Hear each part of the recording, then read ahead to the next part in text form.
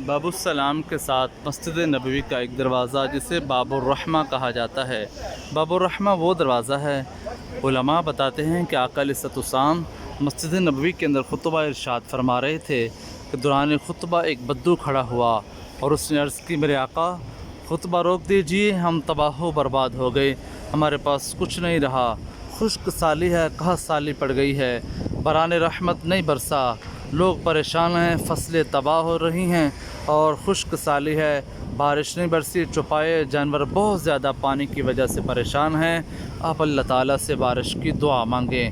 آقا علیہ السلام نے وہیں دوران خطبہ ہی دعا ارشاد فرمائی کہ اللہ مدینہ منورہ میں باران رحمت کا نزول فرما۔ صحابہ بیان کرتے ہیں جلدی سے ہم مسجد نبوی میں نکلے، جمعے کے بعد گھروں تک بھیگتے ہوئے پہنچے، اتنی بارش اتنا بادل مدینہ منورہ کے اندر آئے کہ ہم گھروں تک بامشکل پہنچ سکے کہ ہم بھیگ گئے۔ پھر جمعہ کی رات بارش، ہفتہ اتوار بارش، سوموار اور منگل بارش، بدھ اور جمعرات بارش، پورا ہفتہ چھما چھم بارش برستی رہی۔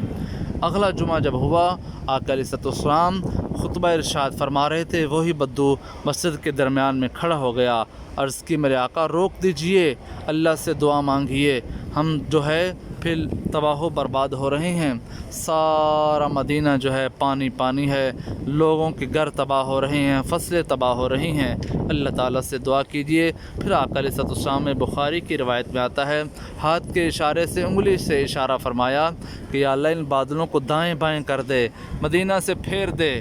پھر یہ کہنا تھا کہ چھما چھم بارش آہستہ آہستہ رک گئی، دھوپ نکلنا شروع ہو گئی اور چند لمحوں میں پورا مدینہ المنورہ صاف ہو گیا۔